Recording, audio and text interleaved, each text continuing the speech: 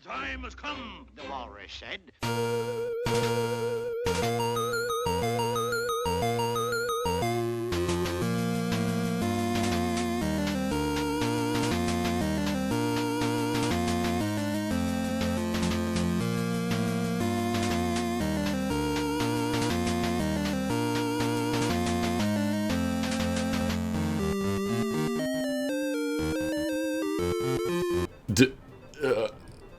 So did that interesting kind of confusing and bizarre?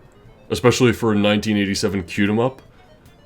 Well, it kind of garners needing an explanation, because look at the title of the game, Fantasy Zone 2, The Tears of Opa-Opa. So okay, I played the original Fantasy Zone back in 2020, so maybe a year and a half to maybe 2 years ago. And boy, it was just a fun little Q-em-up where you go around, you shoot bad guys and enemy dispensers, you buy power-ups, use heavy bombs, simple stuff.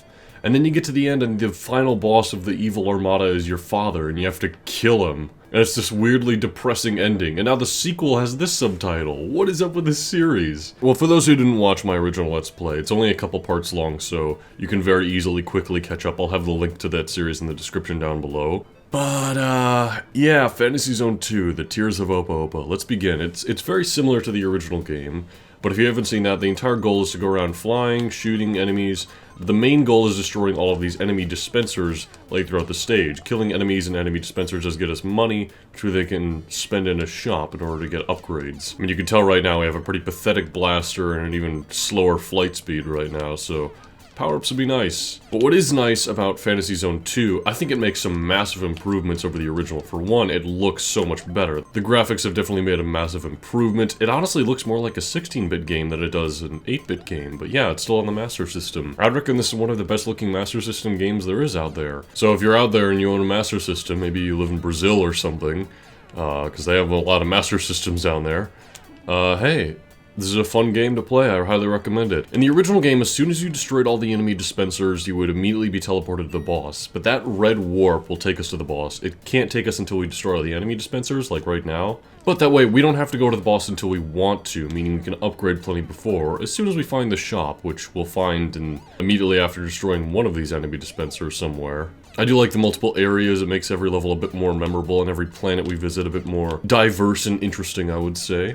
Oh, and there's the shop down there. Perfect, perfect. Let's get a bit more money and then head down there. Definitely want to get some better flight capability. Hold on, give me that cash. Never mind. For flight, let's grab a normal engine. Let's grab... Oh, I don't have enough for twin bombs. Alright, I'll be back. As you can see, now that we have the engine, we're able to fly much faster, which is very necessary to avoid a lot of enemy targets and enemy fire. Now that I have the money, I'm gonna head back to the shop and buy twin bombs. Once again, we do have the problem from the original game where beam power-ups like the wide beam, the laser beam, whatever beam only lasts a certain amount of time, meaning, well, they're not really worth it in my opinion. I'd much rather buy a jet power-up or perhaps a bomb power-up that we can choose when we use it. Or extra lives, because those are very important in a game like this. But yeah, here we have the first boss, very easy, and a lot of money we get from that. But that boss is only really easy if you happen to get a good flying power-up, which is why I highly recommend you get that as soon as possible. But other than that, structure-wise, it's exactly like the first game. You go around from level to level, get money, get power-ups, and take on bosses as you go. When I originally played this game back in 2020, I wanted to continuously play a whole bunch of these games in the series because they're quick, they're fun, and there are only a few entries in the series after all. There's, I think, 4, 5 if you include a weird, like, spin-off that's only in Japan. So yeah, kind of like how I handled a ton of the Mega Man games all at once, I was going to handle a ton of these games all at once.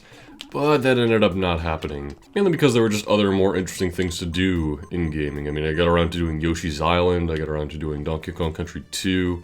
Ooh, I am absolutely going to buy an extra life. And man, that got expensive right away. Hey, I guess I'll get a 3-way shot, even though it won't last that long. The beam power-ups are still fun when they last, even if they only last like 20 seconds or so, unfortunately. They're only something I would recommend buying if you have extra money or the shop doesn't have anything else you want.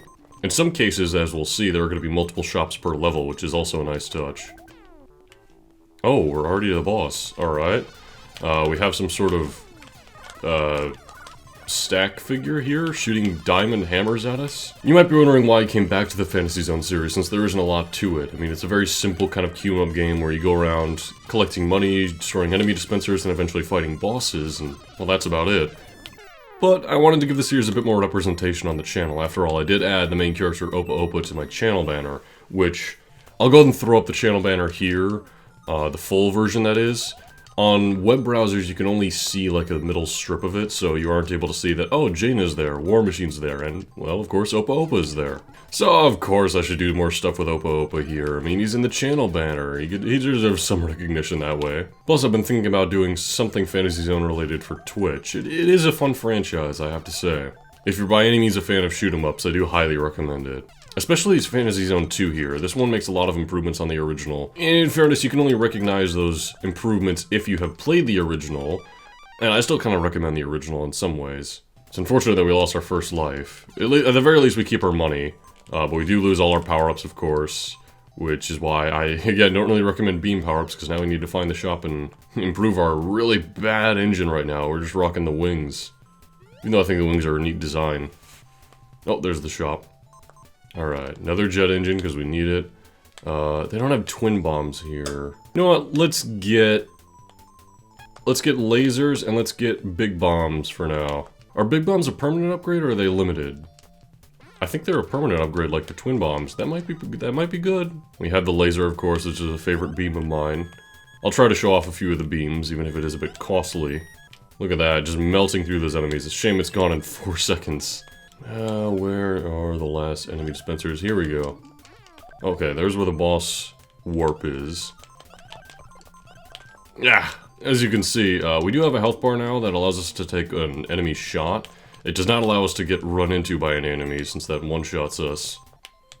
There we are, onto the boss.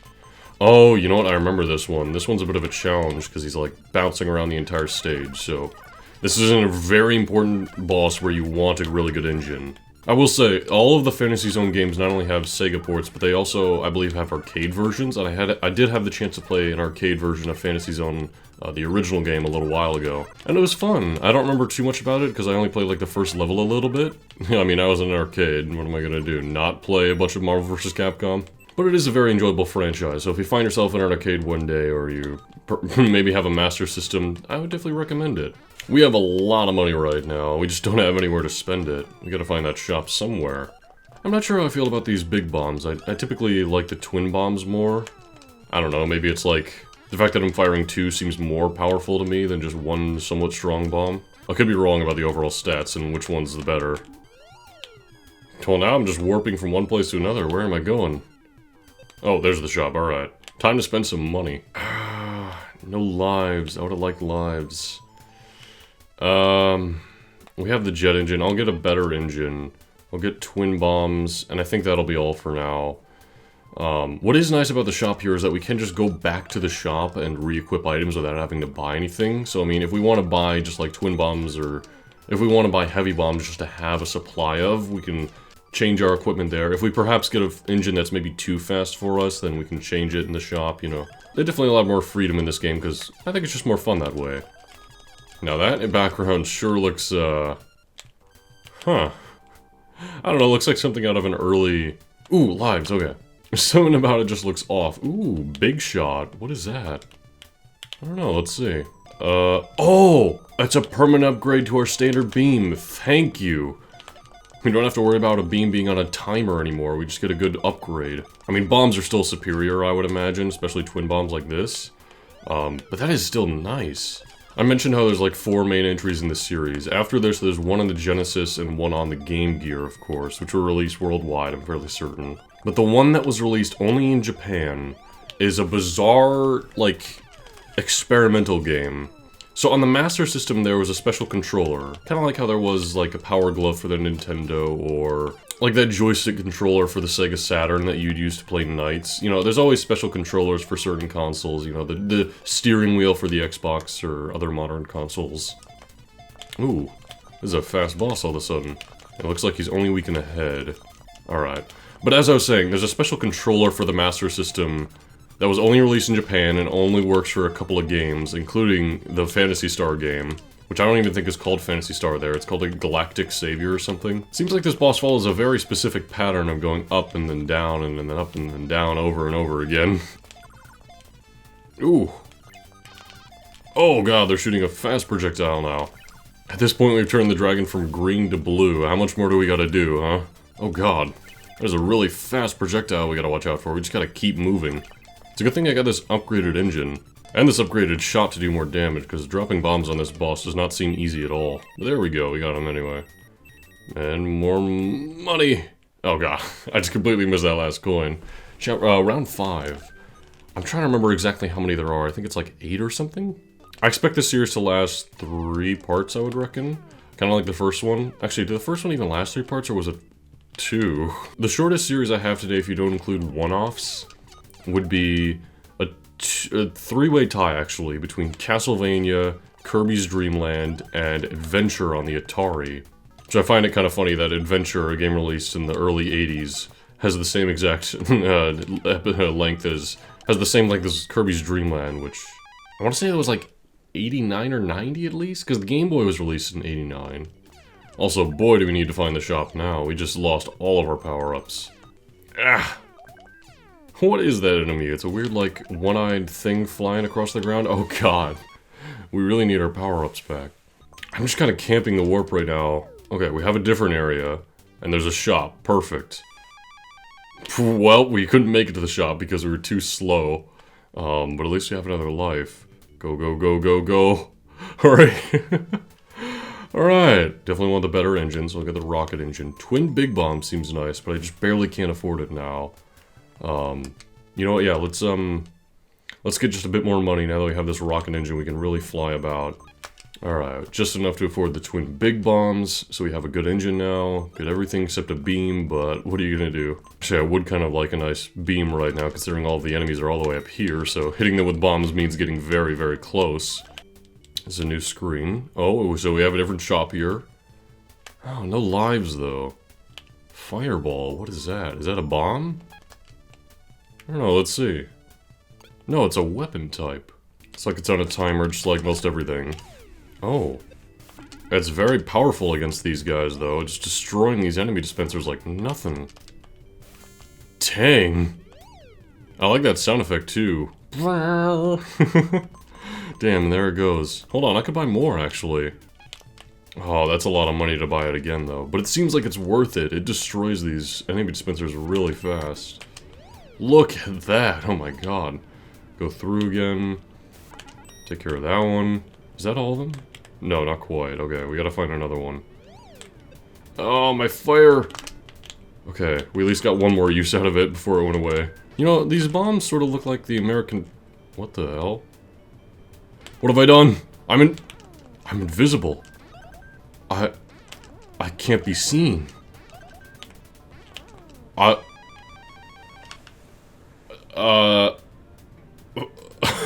Oh, game over. And of course, as we start, we're right back to the beginning of the game with all of our power-ups gone, our money gone, everything gone. So I will get back to where I was off screen, don't you worry, and we'll be back next part, all the way back to whatever the boss is in that world, we'll see.